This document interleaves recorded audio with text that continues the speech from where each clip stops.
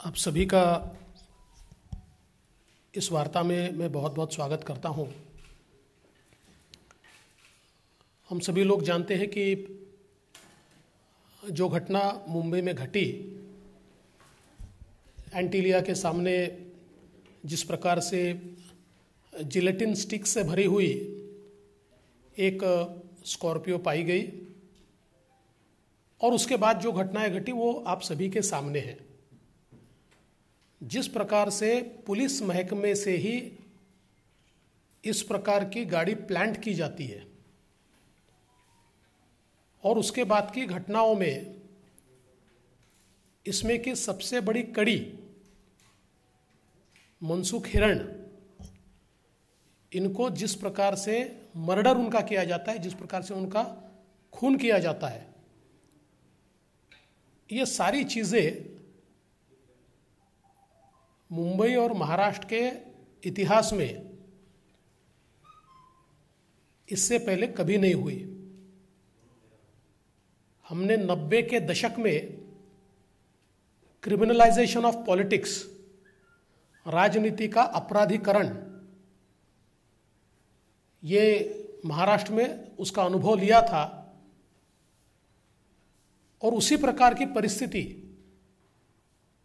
और अब तो अगर रक्षा करने वाले ही इस प्रकार से अपराधी तत्व बन जाए तो सुरक्षा कौन करेगा, यह सवाल है। इसमें सबसे अहम सवाल यह होता है कि एपीआई सचिन वाजे, इन्हें नौकरी में वापस क्यों लिया गया। वे 2004 में सस्पेंड हुए, 2007 में उन्होंने वीआरएस दिया और उसके बाद उनका वीआरएस एक्सेप्ट नहीं हुआ क्योंकि उनके ऊपर इंक्वायरी चल रही थी। 2018 में जिस समय मैं मुख्यमंत्री था, उस समय शिवसेना की ओर से दबाव था कि एपीआई वाजे को फिर एक बार सरकार की सेवा में लिया जाए, पुलिस महकमे में लिया जाए। और उस समय मैंने उनका पास्ट रिकॉर्ड देखने के बाद यह तय किया कि एडवोकेट जनरल की सलाह मैं इसमें लूंगा।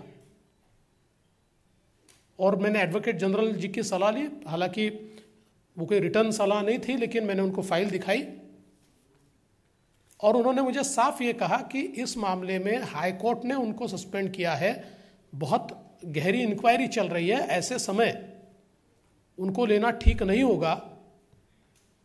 और मैंने उस समय उनको नहीं लेने का फैसला किया। आप ये भी जानते हैं कि बीच में 2008 में सचिन वाजे, इन्होंने शिवसेना में प्रवेश किया। कुछ समय तक शिवसेना के प्रवक्ता के रूप में भी उन्होंने काम किया और शिवसेना के साथ बड़े गहरे रिश्ते ये सचिन वाजे के रहे। इतना ही नहीं तो जो शिवसेना के एक्टिव लोग हैं, इनके साथ बिजनेस रिलेशन भी उनके रहे, कुछ कंपनीज भी उन्होंने तैयार की। और 2020 में 19 के अंत में जब शिवसेना की सरकार, उद्धव ठाकरे जी की सरकार आई, तो फिर एक बार सचिन वाजे को वापस लाने का प्रयास शुरू हुआ। और जैसे ही मार्च में कोरोना आया तो उसके बाद कोरोना का बहाना बनाकर एक कमेटी तैयार हुई, रिव्यू कमेटी। और रिव्यू कमेटी ने बड़ा सिंपल सा उसमें लिख दिया कि चूंकि कोरोना में हमको अधिकारियों की आवश्यकता है, हमारे कई अधिकारी बीमार पड़ रहे हैं, इसलिए हम सचिन वाजे को वापस लेते हैं। इसमें इंटरेस्टिंग बात यह है कि पूरे कोरोना के काल में कोरोना के कारण अधिकारियों की आवश्यकता है, इसलिए केवल एक ही अधिकारी को या उनके साथ वाले जो 2-3 लोग थे उनको छोड़कर किसी अधिकारी को सरकार ने वापस नहीं लिया। कई ऐसे अधिकारी थे जो छोटे छोटे कारण से सस्पेंडेड थे, उनको नहीं लिया। लेकिन जो हाई कोर्ट के आदेश से सस्पेंडेड थे और यह पता होते हुए भी कि 2017 में इन्हीं सचिन वाजे के ऊपर एक्सटॉर्शन का केस लगा और एक एक्सटॉर्शन रैकेट का वसई विरार के इलाके में पर्दाफाश हुआ। उस रैकेट में इनका नाम आया, इन्होंने एंटीसिपेटरी बेल उसमें ली और उसमें बिल्कुल रिकॉर्ड पर यह आया है कि इस रैकेट में ये और इनके एक और साथी ये बड़े एक्टिवली पार्टिसिपेट करते थे।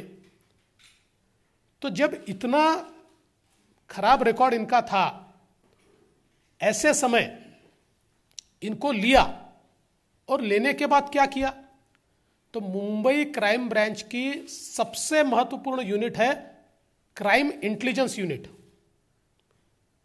और ये क्राइम इंटेलिजेंस यूनिट को हेड करता है 2 पीआई दर्जे के ऑफिसर्स। और सचिन वाजे जो एपीआई है, जैसे ही सचिन वाजे को लिया, एक रात में ये दोनों लोगों को ट्रांसफर कर दिया और पीआई की जगह एपीआई को क्राइम इंटेलिजेंस यूनिट सीआईयू का प्रमुख बनाया गया। मतलब जिनका पास्ट ऐसा था, ऐसे व्यक्ति को सीआईयू का प्रमुख यह सरकार ने बनाया। और उसके बाद आप देखिए मुंबई में जितनी हाई प्रोफाइल केसेस हुई, जुरिस्डिक्शन किसका भी रहे, कोई भी जुरिस्डिक्शन रहा, तब भी वो केस सीआईयू के पास आती थी। किसी भी रीजन का जुरिस्डिक्शन रहे तब भी केस सीआईयू के पास आती थी। अभी ये भी केस ये सीआईयू के पास आने का कोई कारण नहीं थी, वो रीजन के पास जानी चाहिए थी। लेकिन सारी केसेस, और विशेष रूप से फिर वो बादशाह रैपर वाली केस हो, चाहे ऋतिक रोशन वाली केस हो, ऐसे सारी केसेस ये सीआई यूनिट को ही दी जाती थी। और इनका कद, ये सीपी के बाद अगर किसी का कद मुंबई पुलिस में था तो सचिन वाजे का था, क्योंकि सीएम के ब्रीफिंग के समय भी वो नजर आते थे, गृह मंत्री के समय भी वो नजर आते थे, और शिवसेना के कुछ मंत्री हैं उनके साथ भी वो नजर आते थे। तो एक बड़ा कद उनको वहां दिया गया। स्पष्ट रूप से रखता है कि एक प्रकार से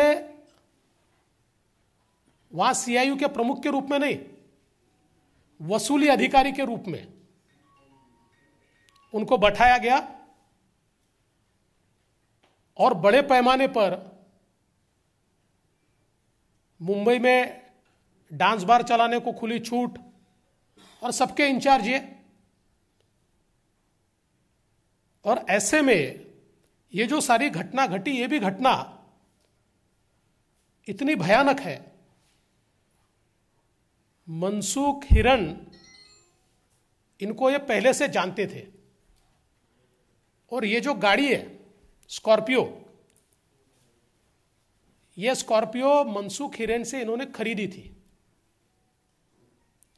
लेकिन पेमेंट नहीं किया था। और 4 महीने तक इनके पास ये गाड़ी थी, नवंबर से लेकर तो फरवरी तक। और फिर मनसुख ने इनको कहा कि भाई आप या तो इसका पेमेंट कंप्लीट कर दीजिए या फिर गाड़ी वापस दीजिए। तो उन्होंने कहा मैं और कुछ दिन रखूंगा। उसके बाद वो गाड़ी उनके पास लाकर दी, और फिर उनसे वापस वो गाड़ी मंगाई गई। जिस दिन ये गाड़ी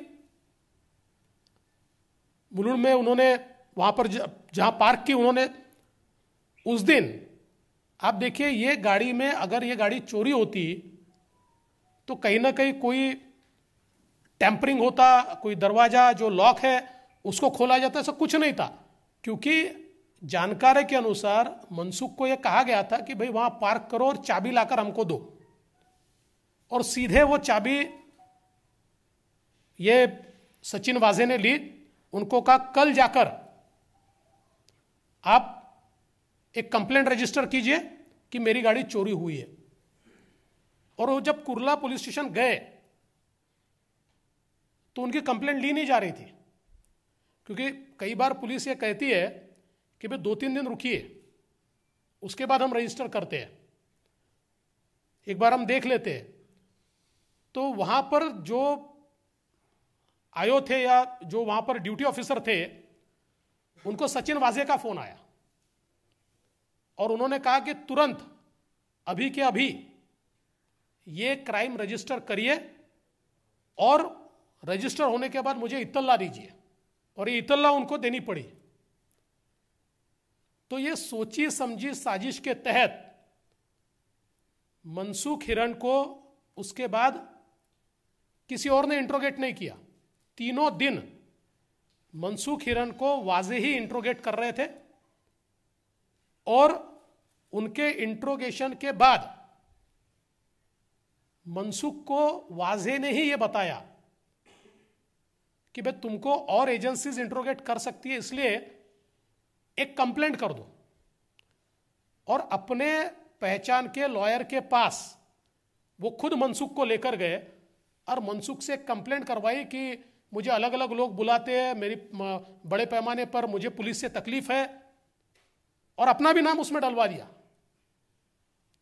और वो सीएम को भेजा, वो गृह मंत्री को भेजा।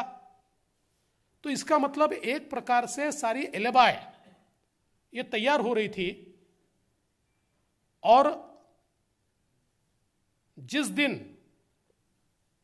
मनसुख को रात में एक फोन आया कि गावड़े ने आपको बुलाया है, और उनको जिस इलाके में बुलाया वो वही इलाका है जिस इलाके में सचिन वाजे के ऊपर एक्सटॉर्शन का केस लगा है, उसी इलाके में उनको बुलाया गया। और उसके बाद दूसरे दिन उनकी लाश मिली। और हमारा तो यह मानना है कि मनसुख हिरन को वहीं पर मार दिया गया। मारने के बाद उनकी लाश खाड़ी में फेंकी गई। और इसमें सबसे महत्वपूर्ण बात यह है, हाई टाइड में उसको फेंकने की कोशिश हुई। अगर ये लाश हाई टाइड में फेंकी जाती तो ये वापस ही नहीं आती। तो ये होता कि मनसुख हिरेन ये पुलिस के दबाव में, या पुलिस जो बार बार पूछताछ कर रही है उससे नाराज होकर कहीं भाग गए। महीने 2 महीने बाद ये बात ठंडी हो जाती। आधे घंटे का डिफरेंस आया उनके कैलकुलेशन में, और हाई टाइड की जगह लो टाइड आया आधे घंटे के कारण। और मनसुख हिरन इनकी जो लाश है वो वहीं पर रही, वो बहकर नहीं गई। अभी कुछ थियरीज लाने की कोशिश की जा रही है, लेकिन कुल मिलाकर अगर हम पोस्टमार्टम की रिपोर्ट को देखें तो इसमें ध्यान में आता है कि ये इतने रुमाल उनके मुंह में कैसे आए। एंटीमॉर्टेम इंजुरीज ये ऐसी जगह पर है कि जिससे बिल्कुल स्पष्ट रूप से यह दिखता है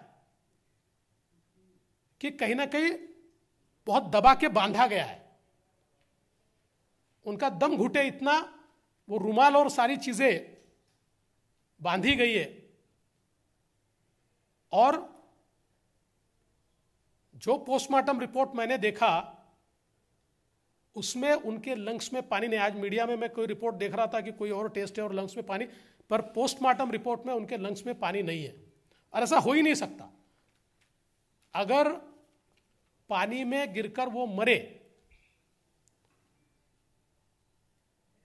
तो लंग्स में भरपूर पानी होना चाहिए, लेकिन वो दिखाई नहीं पड़ता। तो सीधा मतलब यह है कि उनकी हत्या हुई है।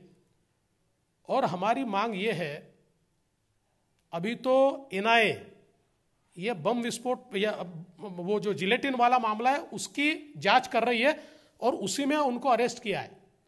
और हत्या का मामला या मनसुख के मौत का मामला जो है यह अभी भी एटीएस के पास है। मुझे पता नहीं क्या प्रॉब्लम है, पर उसमें जिस प्रकार से एटीएस ने कार्रवाई करनी चाहिए ऐसी कार्रवाई होती हुई दिखती नहीं है। एविडेंस मेरे जैसे पुलिस के बाहर के व्यक्ति को अगर मिल सकते हैं तो मैं दावे के साथ कहता हूं कि पुलिस के पास इससे ज्यादा एविडेंस है। और इतना ही नहीं, तो एटीएस और एनआईए ये दोनों के पास कुछ ऐसे टेप्स हैं जिसमें मनसूख की आवाज है और जिसमें वाजा ने उनको क्या क्या कहा है इसकी पुष्टि भी होती है। तो इतने सारे एविडेंस होने के बावजूद अभी भी जो उनके मौत की केस है उसमें एटीएस की ओर से शुरुआत में कुछ एक्शन दिखा, उसके बाद एक्शन दिखाई नहीं पड़ता। अब हमारी मांग तो यह है कि चूंकि यह कनेक्टेड मामला है,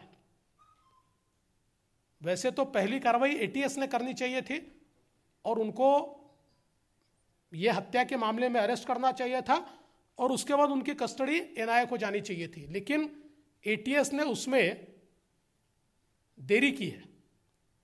और अब कनेक्टेड मामले में हम तो ये मानते हैं कि अब हत्या का मामला भी, चूंकि ये कनेक्टेड मामला है और वो सबसे बड़े इसकी कड़ी है मनसूख हिरन जो है, इसलिए वो मामला भी अब एनआईए को टेक ओवर कर लेना चाहिए और उसमें भी जो सबूत आज एनआईए के पास है या एटीएस के भी पास है, मैं कोई एटीएस पर अविश्वास नहीं दिखा रहा, पर कहीं ना कहीं मैं समझ नहीं पा रहा हूं कि क्या एटीएस पर कोई दबाव है।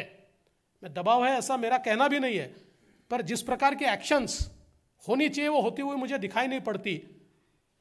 और इसलिए अगर ऐसी बात है तो कनेक्टेड मामला ये एनआईए को जाना चाहिए और तुरंत इस मामले में भी।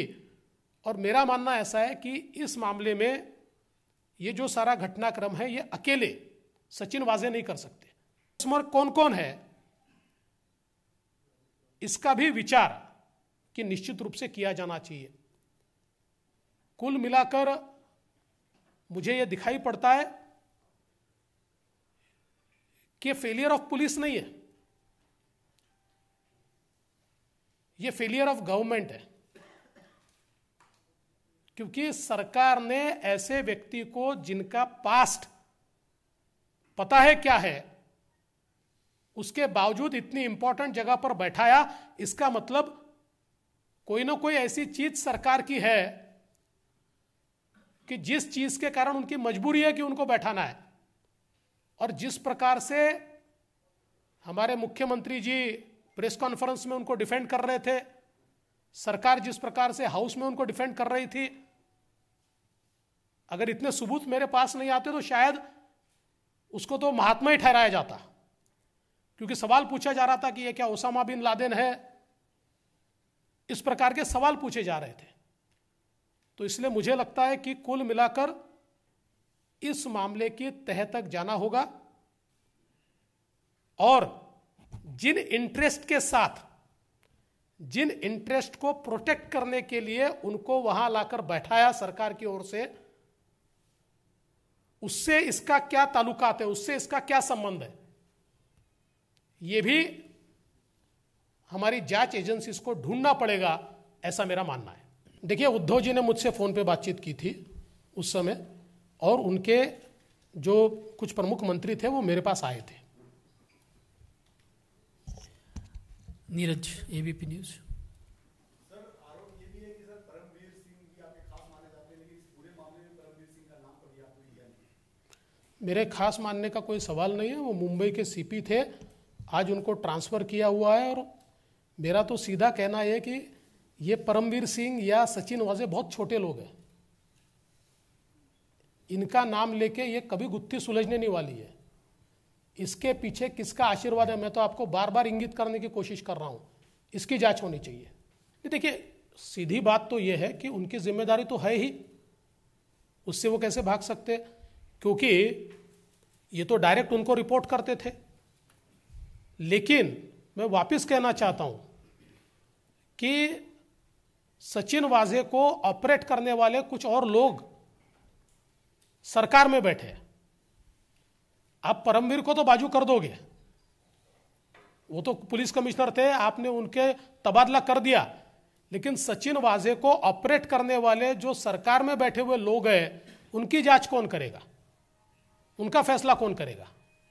देखिए, मैंने अभी उसका जवाब दिया हुआ है और मैं बिल्कुल साफ ये कहता हूं कि जब इस प्रकार के वारदात सारी होती है और उसके तार ये कहीं ना कहीं किसी न किसी की ओर इंगित करते हैं, ऐसे समय इस प्रकार का निर्णय होता है। मैंने तो पहले ही कहा कि परमवीर सिंह तो डायरेक्ट रिस्पॉन्सिबल, क्योंकि उनको वो रिपोर्ट करते थे तो उनको तो रिस्पॉन्सिबिलिटी लेनी पड़ेगी, लेकिन उनको रिस्पॉन्सिबल तय करके इसको समाप्त नहीं किया जा सकता। सचिन वाजे को ऑपरेट करने वाले पॉलिटिकल बॉसेस को ढूंढना पड़ेगा। देखिए, तो जांच एजेंसीज का काम है। आप पूछिए। देखिए, मैंने इस्तीफा मांगने से थोड़ी वो देने वाले हैं, मैं तो रोज मांगूंगा, लेकिन वो थोड़ी देने वाले हैं। देखिए, अभी तो बहुत सी चीजें बाहर आई, उस समय नहीं आ रही थी, सरकार उसको रोक रही थी। क्योंकि देखिए, ये बड़ा मजेदार केस है कि जिसने केस किया वही आयो था पहले, यानी हम कहते ना सैया भय कोतवाल तो डर काहे का, इस प्रकार की अवस्था थी। और इसलिए उस समय मैं कह रहा था कि अगर ये सारी चीजें आप नहीं करोगे तो एक एक एविडेंस मैं दूंगा। अभी फॉर्चुनेटली जो एविडेंस मेरे पास थे वो सारे एनआईए के पास है, एनआईए ने वो सारे एविडेंस अप्रिशिएट किए, उसके ऊपर कार्रवाई चल रही है। देखिए, मैंने वापस कहा कि ऐसी मांगे करके कोई फायदा नहीं है, ये लोग हटने भी वाले नहीं है, लेकिन मैं एनआईए से और जांच एजेंसियों से एक्सपेक्ट करता हूं कि भले ही कितना प्रेशर आए और कितने भी सरकार में किसी भी ओहदे पर बैठे हुए लोग हो, उन तक अगर ये कड़ी जाती है, सचिन वाजे के ऑपरेटर्स कौन है ये ढूंढ के निकालना ही पड़ेगा। देखिए, ये मकसद तो अभी ढूंढना ही पड़ेगा, ये तो एनआईए ढूंढेगा। चूंकि अब अपराधी मिला है तो मकसद भी मिलेगा, तो इसके ऊपर मैंने कुछ कहना तो ठीक नहीं है, लेकिन मुझे ऐसा लगता है कि कोई बहुत बड़ा संदेश देना चाहते थे, कोई स्टेटमेंट करना चाहते थे, और उस स्टेटमेंट के माध्यम से कोई ना कोई आगे की मंशा थी। ये यहां तक लिमिटेड नहीं था, कोई ना कोई इसके आगे की मंशा थी। क्योंकि एक जमाने में महाराष्ट्र में कुछ एनकाउंटर स्पेशलिस्ट का एक्सटॉर्शन रैकेट भी चला करता था, इस प्रकार का हमने सुना है। और किस प्रकार से वो उस समय एक्सटॉर्शन करते थे, इसकी कई कहानियां जो महाराष्ट्र से जुड़े हुए या हमारे जो महाराष्ट्र के पत्रकार यहां है, इनसे आप पूछ सकते हैं। इसलिए ये केवल जिलेटिन तक ये बात रुकती नहीं है, आगे मंशा तो पक्की है। देखिए, पहले तो मैं पहले ही बता देता हूं कि कितना मूर्खतापूर्ण बयान है, इसका जवाब उसी समय दे दिया गया, क्योंकि उस व्यक्ति ने बताया कि जिसकी कार थी जिसने बेची है वो उसका दोस्त है और दोनों ने मिलकर साथ में फोटो निकाला है।